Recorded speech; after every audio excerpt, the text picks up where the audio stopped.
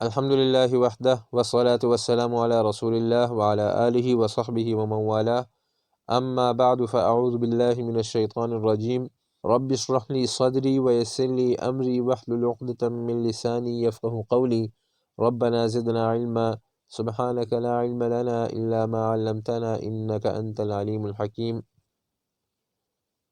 اصول قرآن کی بحث میں ہمارے تیسرے قسم کے مقاصد شروع ہیں۔ پچھلے درس میں ہم نے یہ بتایا تھا کہ ان مقاصد میں دو قسم کے امور اور دو قسم کی اصطلاحات ہیں۔ ایک وہ جو صورت کے دعوے کی تاکید کے لیے ذکر کیے جاتے ہیں، اور دوسرے نمبر پر وہ اصطلاحات ہیں کہ جن کی وجہ سے آیت کے فہم میں بصیرت حاصل ہوتی ہے۔ تو پچھلے درس میں ہم نے پہلی قسم کی اصطلاحات ذکر کی تھیں، اور یہ 7 اصطلاحات تھیں۔ آج کے درس میں ہم وہ اصطلاحات ذکر کریں گے کہ جن کی وجہ سے آیتوں کے فہم میں بصیرت حاصل ہوتی ہے۔ یہ بھی 7 باتیں ہیں اور 7 قواعد ہیں۔ اس میں سب سے پہلے نمبر پر ہے تعلیم کا طریقہ۔ تو قرآن کریم میں جہاں تعلیم کا طریقہ بیان ہوتا ہے تو وہاں اکثر قل کا لفظ استعمال ہوتا ہے۔ اس میں ادب بھی ہوتا ہے اور دعوت کا اور تعلیم دینے کا طریقہ بھی ہوتا ہے۔ اور ایک اور اہم چیز اس میں جو ہوتی ہے وہ ایک سوال مقدر کا جواب ہوتا ہے۔ یعنی یہ جو قل کا لفظ آتا ہے تو اس میں ایک سوال کا جواب ہوتا ہے۔ سوال مذکور نہیں ہوتا لیکن اس کا جواب دیا جاتا ہے، تو اسے کہتے ہیں سوال مقدر کا جواب۔ یعنی مشرکین کا ایک سوال ہے جو کہ قرآن کریم میں مذکور نہیں ہے لیکن اس کا جواب دیا جاتا ہے، تو سوال محذوف ہوتا ہے، مقدر ہوتا ہے، اور اس کا جواب یہاں موجود ہوتا ہے۔ اس کی مثالیں سورہ انعام میں بھی موجود ہیں اور سورہ سبا میں بھی اس کی بہت سی مثالیں ہیں۔ سورۃ الانعام 15 نمبر آیت میں اللہ تعالیٰ فرماتے ہیں قل اغیر اللہ اتخذ ولیا فاطر السماوات والارض وهو یطعم ولا یطعم۔ تو ہم نے بتایا کہ یہ قل کا لفظ جو ہے اس میں دعوت کا اور تعلیم کا طریقہ بیان کیا جاتا ہے، اور اس میں سوال مقدر کا جواب ہوتا ہے۔ تو اس آیت میں یہ سوال مقدر ہے کہ مشرکین کہتے تھے کہ ہمارے معبودوں کو مددگار کہو، کہ وہ مددگار ہیں، لوگوں کے مسائل حل کر سکتے ہیں، ان کی ضروریات پوری کر سکتے ہیں۔ تو اللہ تعالیٰ نے فرمایا کہ آپ کہہ دیجئے کہ اغیر اللہ اتخذ ولیا، کہ اللہ تعالیٰ کے علاوہ کسی اور کو میں متصرف کہوں، مددگار کہوں۔ فاطر السماوات والارض، اللہ تعالیٰ تو وہ ہیں جنہوں نے آسمانوں کو بنایا ہے اور زمین کو بنایا ہے۔ وَهُوَ يُطْعِمُ وَلَا يُطْعَمُ، اور اللہ تعالیٰ تو تمام مخلوق کو کھلاتے ہیں اور اللہ تعالیٰ کو کوئی نہیں کھلاتا۔ پھر آگے فرمایا قُلْ إِنِّي أُمِرْتُ أَنْ أَكُونَ أَوَّلَ مَنْ أَسْلَمَ وَلَا تَكُونَنَّ مِنَ الْمُشْرِكِينَ۔ یہ بھی ایک سوال مقدر کا جواب ہے کہ مشرکین کہتے تھے کہ یہ توحید کو ماننا کوئی ضروری تو نہیں ہے، ہم کیوں توحید کو مانیں، توحید کو ماننا کوئی ضروری تو نہیں ہے۔ تو اللہ تعالیٰ نے فرمایا کہ آپ کہہ دیجئے انی امرت ان اکون اول من اسلم، کہ مجھے حکم دیا گیا ہے اللہ تعالیٰ کی طرف سے کہ میں سب سے پہلا اسلام لانے والا ہو جاؤں، یعنی یہ مسلمان ہو جاؤں۔ ولا تکونن من المشرکین، اور اللہ تعالیٰ نے یہ حکم دیا ہے کہ مشرکین میں سے نہ ہونا۔ تو مطلب یہ ہے کہ توحید کو ماننا ضروری ہے، ایک اللہ کی عبادت کرنا، ایک اللہ کا اقرار کرنا، یہ ضروری ہے۔ پھر آگے فرمایا قل انی اخاف ان عصیت ربی عذاب یوم عظیم، تو یہاں بھی قل ہے۔ تو اس قل میں ہم نے کیا بتایا کہ اس میں دعوت کا اور تعلیم کا طریقہ ہوتا ہے، اور اس میں ادب ہوتا ہے، اور اس میں ایک سوال مقدر کا جواب ہوتا ہے۔ تو یہ بھی ایک سوال مقدر کا جواب ہے کہ مشرکین کہتے تھے کہ اگر کوئی شخص توحید کا مسئلہ، توحید کی بات قبول نہ کرے تو کیا اس میں کوئی خطرے کی بات ہے، کوئی اس میں اس کا کوئی نقصان ہے؟ تو اللہ تعالیٰ نے فرمایا قل آپ کہہ دیجئے انی اخاف ان عصیت ربی عذاب یوم عظیم، کہ مجھے ڈر ہے کہ اگر میں اپنے رب کی نافرمانی کروں تو مجھے ایک بڑے دن کے عذاب کا ڈر ہے۔ تو اس میں اس بات کا جواب ہو گیا کہ اگر توحید کو کوئی نہ مانے تو اس پر اللہ تعالیٰ کا عذاب آتا ہے۔ اسی طرح اس کی مثالیں قرآن پاک میں اور بھی بہت سی ہیں، سورۃ الانعام اور سورہ سبا میں۔ سورۃ الانعام 19 نمبر آیت میں اللہ تعالیٰ نے فرمایا قل ای شیء اکبر شہادہ قل اللہ شہید بینی و بینکم۔ یہاں بھی قل کا لفظ مذکور ہے، یہ بھی ایک سوال مقدر کا جواب ہے۔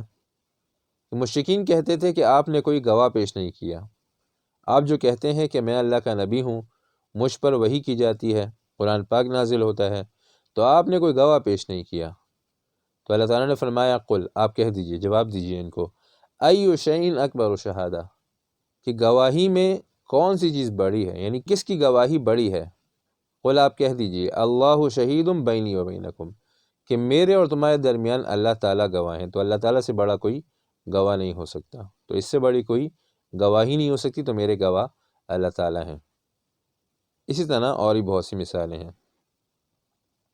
دوسری اصطلاح ہے ادماج یا اندماج۔ یاد رہے ہم یہ وہ اصطلاحات بیان کر رہے ہیں کہ جن سے آیتوں کا فہم اور آیتوں کو سمجھنا آسان ہوتا ہے۔ تو دوسری اصطلاح یہاں پہ ہے ادماج، یا اسے اندماج بھی کہتے ہیں، ایک ہی مطلب ہے۔ اس کا مطلب یہ ہے کہ کسی جگہ ایک عبارت محذوف ہو اور وہاں پر ایک عبارت مذکور ہو جو کہ اس محذوف عبارت پر دلالت کر رہی ہو۔ اندماج کیسے کہتے ہیں کہ ایک عبارت محذوف ہے، اس کا پتہ کیسے چلے گا؟ اسی جگہ ایک اور عبارت مذکور ہے، ایک جملہ مذکور ہے، یہ جملہ اس محذوف جملے پر دلالت کر رہا ہے کہ یہاں پر ایک بات ذکر ہے اور دوسری بات جو ہے وہ محذوف ہے، ذکر نہیں کی گئی ہے، اور ذکر کردہ بات سے جو محذوف بات ہے جو ذکر نہیں کی گئی اس کا پتہ چل رہا ہے کہ یہاں پہ یہ بات محذوف ہے۔ مثال کے طور پر سورہ بقرہ 17 نمبر آیت میں اللہ تعالیٰ فرماتے ہیں مثلہم کمثل الذی استوقد نارا، یہاں پر مشرکین کی مثال بیان کی جا رہی ہے، یا ایک توجیہ کے مطابق کافروں کی مثال بیان کی جا رہی ہے۔ تو اگر اس آیت کو کافروں پر تطبیق دی جائے تو اس میں پھر یہ عبارت تقدیر ہے وَهُنَاكَ رِجَالٌ قَاعِدُونَ، مطلب یہ ہے کہ کافروں کی مثال اس شخص کی سی ہے کہ جو آگ جلائے۔ وَهُنَاكَ رِجَالٌ قَاعِدٌ، اب یہ عبارت جو ہے اگلی جو میں نے ابھی پڑھی وَهُنَاكَ رِجَالٌ قَاعِدٌ، یہ یہاں پہ محذوف ہے، ذکر نہیں کی گئی، لیکن اس کا پتہ کیسے چل رہا ہے کہ یہ محذوف ہے؟ اس سے اگلے آنے والے جملوں سے یہ بات پتہ چلتی ہے کہ یہاں پہ یہ عبارت جو ہے یہ محذوف ہے، کیونکہ اس کے بعد جتنے جملے استعمال ہوئے ہیں تو وہ جمع کے ہیں۔ تو اس سے پتہ چلتا ہے کہ یہاں پہ اس شخص کے علاوہ، آگ جلانے والے کے علاوہ اور لوگ بھی موجود ہیں۔ وَهُنَاكَ رِجَالٌ قَاعِدُونَ، یہاں پہ اور لوگ بھی ہیں جو بیٹھے ہوئے ہیں، کیونکہ آگے اللہ تعالیٰ فرماتے ہیں فَلَمَّا أَضَاءَتْ مَا حَوْلَهُ، کہ جب اس نے آگ جلائی اور اس کے ارد گرد کا حصہ روشن ہو گیا، ذَهَبَ اللَّهُ بِنُورِهِمْ، تو اللہ تعالیٰ نے ان کی جو روشنی ہے اس کو ختم کر دیا۔ تو یہاں پہ فرمایا بِنُورِهِمْ، تو ہم جو ہے یہ جمع کے لیے آتا ہے، تو اس سے پتہ چلا کہ اور لوگ بھی اس کے ارد گرد موجود ہیں۔ وَتَرَكَهُمْ فِي ظُلُمَاتٍ لَا يُبْصِرُونَ، اور چھوڑ دیا انہیں اندھیرے میں کہ انہیں نظر بھی نہیں آتا۔ تو اس سے یہ پتہ چلتا ہے وَتَرَكَهُمْ سے کہ یہاں پہ ہم جمع کے لیے آتا ہے۔ تو اسے کہتے ہیں ادماج یا اندماج، کہ ایک عبارت محذوف ہے اور جو عبارت وہاں پہ مذکور ہے وہ اس کے حذف پر دلالت کر رہی ہے۔ بہرحال یہ دوسری اصطلاح ہوئی ادماج یا اندماج۔ تیسرے نمبر پر ہے اعادہ بعد عہد۔ اس کا مطلب کیا ہے؟ یعنی ایک چیز کو دوبارہ ذکر کرنا، یعنی ایک بات ایک دفعہ ذکر کر دی جائے اور اس کے کچھ متعلقات جو ہیں، کچھ تفریعات وہ بھی ذکر کر دی جائیں، اور پھر کچھ دیر بعد، کچھ جملوں کے بعد دوبارہ سے اس کے مزید متعلقات اور تفریعات ذکر کی جائیں، تو اسے کہتے ہیں اعادہ بعد عہد۔ مثال کے طور پر سورہ مائدہ میں اللہ تعالیٰ 110 نمبر آیت میں فرماتے ہیں اذ قال اللہ یا عیسی ابن مریم، کہ جب اللہ تعالیٰ نے فرمایا کہ اے عیسیٰ اذکر نعمتی علیک وعلی والدتک، کہ میں نے جو تم پر نعمتیں کی ہیں اور تمہاری والدہ پر، انہیں یاد کرو۔ پھر اس کے بعد اللہ تعالیٰ نے وہ نعمتیں گنوائیں۔ پھر 116 نمبر آیت میں جا کر پھر اللہ تعالیٰ نے فرمایا وَإِذْ قَالَ اللَّهُ يَا عِيسَى ابْنَ مَرْيَمَ أَأَنْتَ قُلْتَ لِلنَّاسِ اتَّخِذُونِي وَأُمِّيَ إِلَٰهَيْنِ مِن دُونِ اللَّهِ۔ تو 110 نمبر آیت میں فرمایا کہ اے عیسیٰ، پھر نعمتیں ذکر کی اور ایک ہی ذکر چل رہا ہے، لیکن جب فاصلہ بڑھ گیا اور بیچ میں جملے ذکر کر دیے گئے تو پھر دوبارہ فرمایا 116 نمبر آیت میں اذ قال اللہ یا عیسیٰ کہ اے عیسیٰ۔ اب یہاں پہ ایک اور بات فرمائی، تو اسے کہتے ہیں اعادہ بعد عہد۔ چوتھے نمبر پر اصطلاح ہے ادخال الہی، اسے مفسرین تنویر بھی کہتے ہیں، یعنی پہلے ایک مضمون بیان کر دیا جائے اور اس کے بعد ایک دوسرا مضمون ایسا بیان کیا جائے کہ جس کا پہلے مضمون سے تعلق ہو اور یہ مضمون پہلے کے لیے لازم ہو، یعنی دونوں مضمونوں کا آپس میں تعلق ہو اور پہلا مضمون دوسرے کے لیے مستلزم ہو، لازم ہو۔ جیسے کہ سورہ بقرہ میں حج کا ذکر ہے وَأَتِمُّ الْحَجَّ وَالْعُمْرَةَ لِلَّهِ، کہ حج و عمرہ کرو اللہ تعالیٰ کے لیے۔ تو اس سے پہلے قتال کا اور جہاد کا ذکر ہے وَقَاتِلُوا فِي سَبِيلِ اللَّهِ الَّذِينَ يُقَاتِلُونَكُمْ وَلَا تَعْتَدُوا، تو پہلے جہاد کا ذکر کیا، اس کے بعد حج و عمرے کا ذکر کیا، کیونکہ جس طرح حج و عمرے میں مال خرچ کیا جاتا ہے، قربانی دی جاتی ہے، تو اسی طرح بالکل جہاد میں بھی مال خرچ کیا جاتا ہے اور اس میں بھی قربانی دی جاتی ہے۔ تو پہلا مضمون یہ مستلزم ہے دوسرے کے لیے، تو یہ ادخال الہی کی ایک قسم کہ پہلا مضمون مستلزم ہو دوسرے کے لیے۔ ادخال الہی کی دوسری قسم یہ ہے کہ ایک قصہ بیان کیا جا رہا ہو اور اس قصے کے بیچ میں کوئی فائدے کی بات ذکر کر دی جائے، ایسی بات جو کہ قصے کا حصہ نہ ہو لیکن اس کے مناسب ہو اور اس میں کوئی ایسا فائدہ ہو جو کہ ذکر کرنا ضروری ہو، تو اسے کہتے ہیں ادخال الہی۔ تو یہ ادخال الہی کی دوسری قسم ہے۔ نحوی حضرات اسے جملہ معترضہ کہتے ہیں یا اسے جملہ مستانفہ کہتے ہیں، لیکن اکثر مفسرین اسے ادخال الہی کہتے ہیں کہ ایک قصہ بیان کیا جا رہا ہو اور اس قصے کے درمیان میں کوئی ایسی بات ذکر کی جائے جو کہ قصے کا حصہ نہ ہو لیکن ایک فائدے کے پیش نظر اسے ذکر کیا جائے، تو اسے کہتے ہیں ادخال الہی۔ جیسے کہ سورہ مومن میں رجل مومن کا ذکر ہے، آل فرعون میں سے، فرعون کے خاندان میں سے ایک رجل مومن کا ذکر ہے جو کہ ایمان لے آئے تھے اور اپنا ایمان چھپا کے رکھا شروع میں، اور پھر رفتہ رفتہ اپنا ایمان ظاہر کر دیا اور موسیٰ علیہ السلام کی حمایت کی۔ تو ان کا ذکر ہے وقال رجل من آل فرعون یکتم ایمانہ، کہ رجل مومن جو کہ آل فرعون میں سے تھے اور اپنا ایمان چھپا کے رکھا ہوا تھا، انہوں نے کہا کہ اتقتلون رجلا ان یقول ربی اللہ، تو انہوں نے موسیٰ علیہ السلام کی حمایت کی اور انہیں بچانے کی کوشش کی۔ پھر آگے جا کے فرمایا ان اللہ لا یہدی من هو مسرف کذاب، تو یہاں پہ یہ جملہ ان اللہ لا یہدی من هو مسرف کذاب یہ ادخال الہی ہے، یہ اس قصے کا حصہ نہیں ہے، رجل مومن کے الفاظ نہیں ہیں، بلکہ اللہ تعالیٰ نے قصے کے بیچ میں ایک جملہ فرمایا ہے اور یہ ایک سوال کا جواب ہے۔ سوال یہاں پہ یہ پیدا ہوتا ہے کہ کیا رجل مومن کے وعظ نے فرعون کو کوئی فائدہ پہنچایا؟ تو اس کا جواب اللہ تعالیٰ نے دیا کہ نہیں، فرعون کو رجل مومن کے وعظ نے کوئی فائدہ نہیں دیا۔ ان اللہ لا یہدی من هو مسرف کذاب۔ پھر آگے جا کے اللہ تعالیٰ نے آیت نمبر 31 میں فرمایا وَمَا اللَّهُ يُرِيدُ ظُلْمًا لِلْعِبَادِ، تو یہاں بھی رجل مومن کا قصہ اور ان کا بیان مذکور ہے اور بیچ میں اللہ تعالیٰ نے فرمایا وَمَا اللَّهُ يُرِيدُ ظُلْمًا لِلْعِبَادِ، تو یہ بھی ایک سوال کے جواب میں ہے کہ سوال یہاں پہ یہ پیدا ہوتا ہے کہ قوموں کو ہلاک کرنا ظلم ہے، یعنی اللہ تعالیٰ نے قوم فرعون کو جو ہلاک کیا، فرعون کے لشکر کو، اور اس کے علاوہ دوسری قوموں کو جو ہلاک کیا، تو کیا ان کو ہلاک کرنا یہ ظلم بنتا ہے اللہ تعالیٰ کی طرف سے؟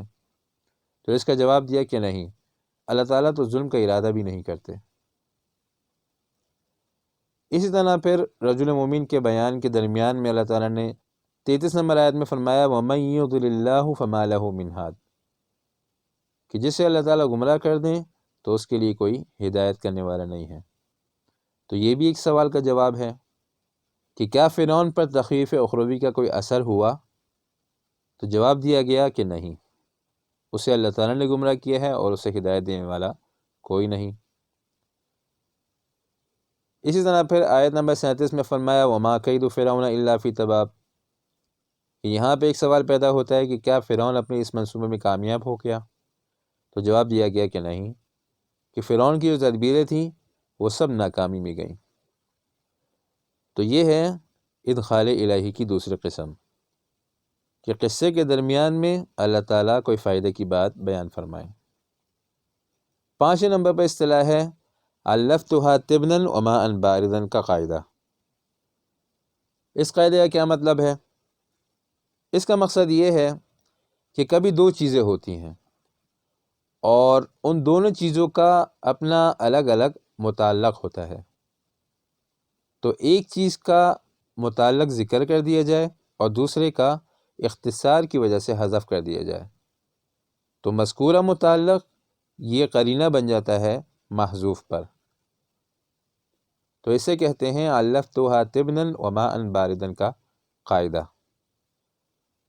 تو اس مثال میں دیکھیں آپ، اس کا مطلب ہے اللفتها کہ میں نے حیوان کو گھاس کھلائی، وماء باردا اور ٹھنڈا پانی، تو ٹھنڈا پانی تو پلایا جاتا ہے، تو یہاں پہ یہ کہنا چاہیے تھا کہ اللفتها تبنا وسقيتها ماء باردا، کہ میں نے گھاس کھلائی اور پانی پلایا، لیکن سقیتها کو یہاں پہ حذف کر دیا گیا اختصار کی وجہ سے، اور ماء باردا یہاں پہ قرینہ ہے سقیتها کے حذف پر، تو اسے کہتے ہیں اللفتها تبنا وماء باردا کا قاعدہ۔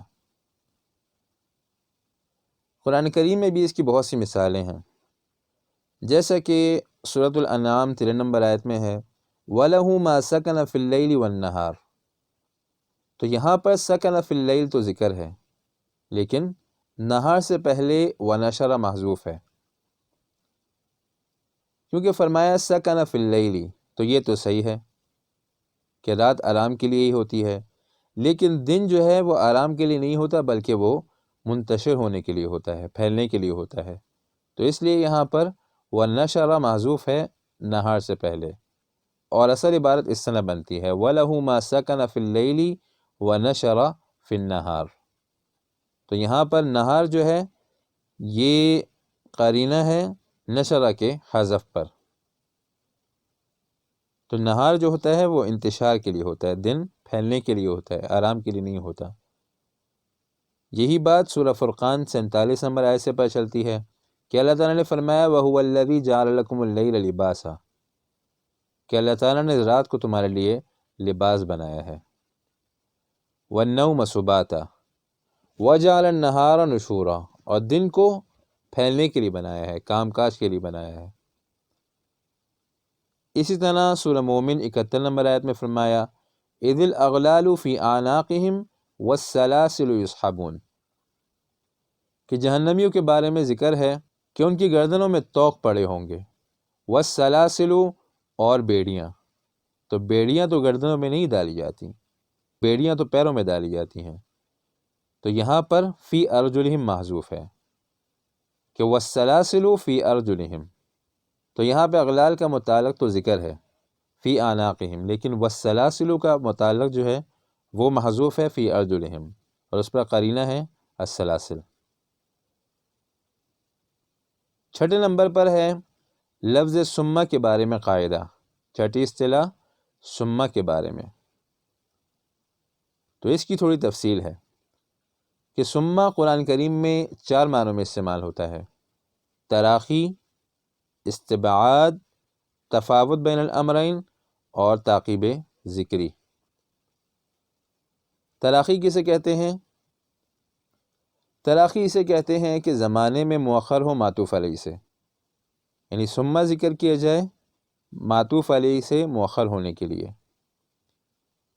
جیسے کہ سورہ بقرہ 28 نمبر آیت میں ہے کیف تکفرون باللہ وکنتم امواتا فاحیاکم ثم یمیتکم ثم یحییکم ثم الیہ ترجعون۔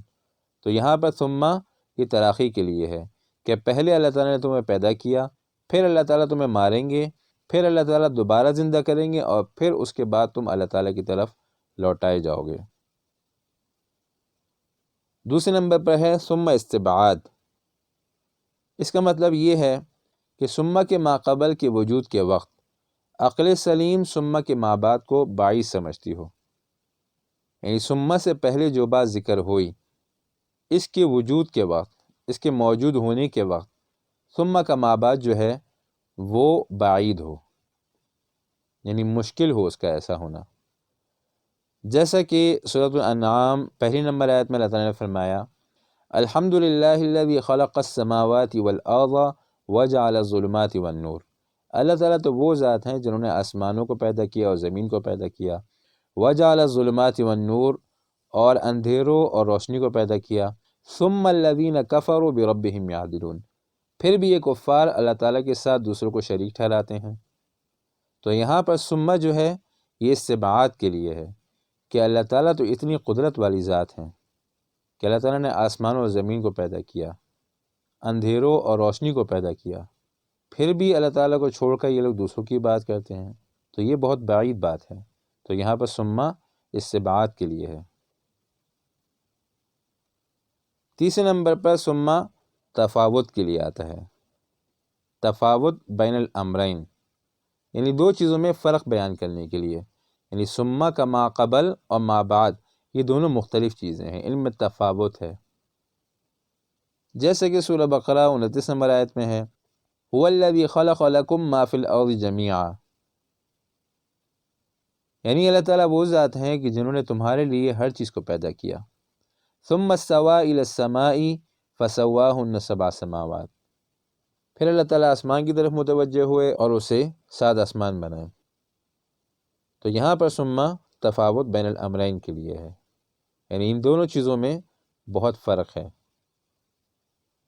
بعض مفسرین اس کی یہ توجہ کرتے ہیں کہ یہاں پر ثم جو ہے یہ تفاوت بین الخلقین کے لیے ہے، یعنی دو مخلوقیں بیان کی گئی ہیں اور ان دونوں میں بہت فرق ہے، زمین میں اور آسمان میں۔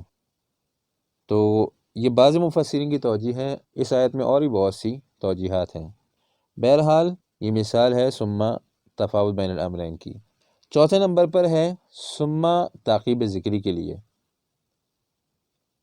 ثم تعقیب ذکری کا مطلب یہ ہے کہ ثم کا ما بعد ذکر میں مؤخر ہو ما قبل سے، چاہے زمانے میں مؤخر ہو یا مقدم، یعنی ثم کا ما بعد جو ہے معطوف یہ صرف ذکر میں مؤخر ہو، پھر زمانے میں مقدم ہو یا نہ ہو۔ جیسا کہ سورۃ الاعراف 11 نمبر آیت میں ہے وَلَقَدْ خَلَقْنَاكُمْ ثُمَّ صَوَّرْنَاكُمْ ثُمَّ قُلْنَا لِلْمَلَائِكَةِ اسْجُدُوا لِآدَمَ، کہ اللہ تعالیٰ فرماتے ہیں کہ ہم نے تمہیں پیدا کیا، ثُمَّ صَوَّرْنَاكُمْ، پھر ہم نے تمہاری صورتیں بنائیں، ثُمَّ قُلْنَا، تو یہاں پر فرمایا پھر ہم نے حکم دیا ملائکہ کو اسجدوا لآدم کہ سجدہ کرو آدم علیہ السلام کو۔ تو یہاں پر یہ دو واقعات ہیں الگ الگ، ایک انسانوں کو بنانا ہے، ان کی شکلوں کو بنانا ہے، اور دوسرا واقعہ ہے ملائکہ کو حکم کرنے کا، فرشتوں کو حکم کرنے کا کہ وہ سجدہ کریں آدم علیہ السلام کو۔ تو یہ واقعہ جو ہے سجدے کے حکم کا، یہ انسانوں کی پیدائش سے پہلے کا ہے۔ تو یہاں پر ثم جو ہے یہ صرف تعقیب ذکری کے لیے ہے کہ یہاں پر ذکر کرنے میں فرشتوں کا واقعہ مؤخر ہے، حالانکہ زمانے کے لحاظ سے یہ مقدم ہے، تو اسے کہتے ہیں ثم تعقیب ذکری۔ 7ویں نمبر پر ہے کذالک کا قاعدہ۔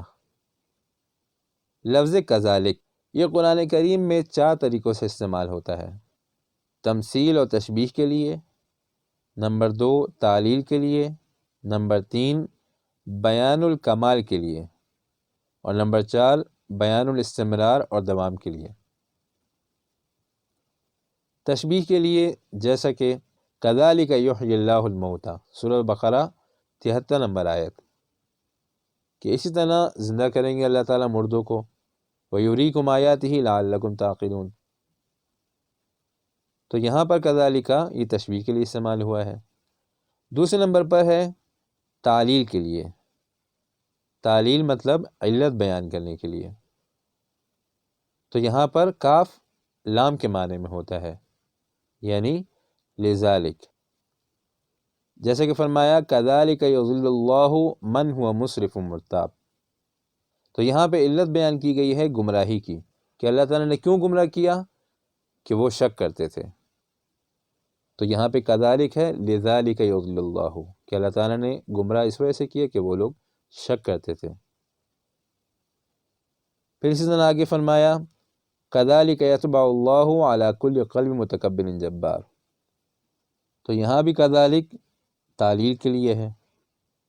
اس سے پہلے ذکر ہے کہ الذین یجادلون فی آیات اللہ، کہ یہ لوگ اللہ تعالیٰ کی آیتوں میں جھگڑے کرتے تھے، اس کی مخالفت کرتے تھے، تو اس کے نتیجے میں اللہ تعالیٰ نے یطبع اللہ علی کل قلب متکبر جبار، کہ ان کے دلوں پر مہر لگا دی کہ اب یہ ہدایت قبول نہیں کر سکتے۔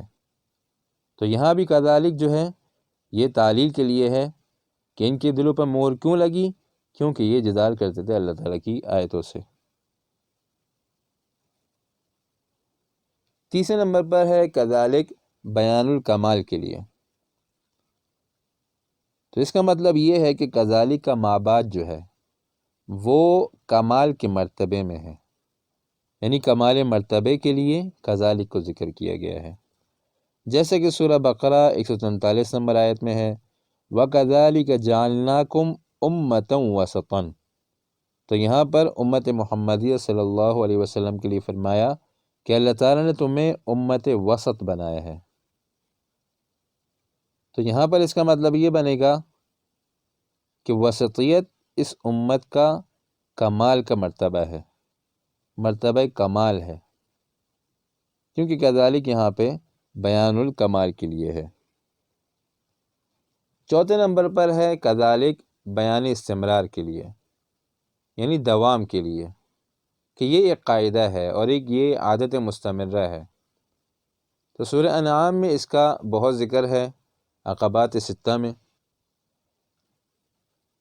جیسے کہ سورہ انعام 53 نمبر آیت میں ہے وَكَذَلِكَ فَتَنَّا بَعْضَهُمْ بِبَعْضٍ، اللہ تعالیٰ فرماتے ہیں کہ ہم اسی طرح کرتے ہیں، ہماری یہ عادت ہے، ہمارا یہ معمول ہے کہ ہم آزمائش کرتے ہیں مسلمانوں کی کفار کے ذریعے۔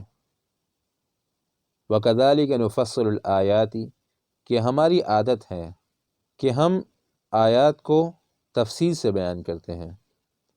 105 نمبر آیت میں فرمایا وَكَذَلِكَ نُصَرِّفُ الْآيَاتِ، کہ ہمارا یہ طریقہ ہے کہ ہم دلائل کو پھیر پھیر کر مختلف طریقوں سے بیان کرتے ہیں۔ 112 نمبر آیت میں فرمایا وَكَذَلِكَ جَعَلْنَا لِكُلِّ نَبِيٍّ عَدُوًّا شَيَاطِينَ الْإِنسِ وَالْجِنِّ، کہ یہ ہمارا طریقہ ہے، عام معمول ہے، ہم ہمیشہ اسی طرح کرتے ہیں کہ ہم ہر نبی کے لیے کوئی دشمن مقرر کرتے ہیں، جنات اور انسانوں کے شیاطین میں سے، یعنی انبیاء کے جو دشمن ہوتے ہیں وہ اصل میں شیاطین ہوتے ہیں، انسانوں میں سے اور جنات میں سے۔ اسی طرح 123 نمبر آیت میں فرمایا وَكَذَلِكَ جَعَلْنَا فِي كُلِّ قَرْيَةٍ أَكَابِرَ مُجْرِمِيهَا، پھر آگے جا کے فرمایا وَكَذَلِكَ نُوَلِّي بَعْضَ الظَّالِمِينَ بَعْضًا، تو یہ کذالک استمرار کے لیے۔ تو یہ تیسرے قسم کے مقاصد میں دوسری اصطلاحات جو کہ آیتوں کے سمجھنے میں معاون ثابت ہوتی ہیں، یہ 7 اصطلاحات تھیں: طریقہ تعلیم، ادماج یا اندماج، اعادہ بعد عہد، ادخال الہی، الفتحہ طبنا باردن کا قاعدہ، ثم اور بعد کا قاعدہ، لفظ کذالک کا استعمال اور اس کی اقسام۔ تو آج کا درس یہیں تک۔ سبحانک اللہم و بحمدک، نشہد ان لا الہ الا انت، نستغفرک و نتوب الیک۔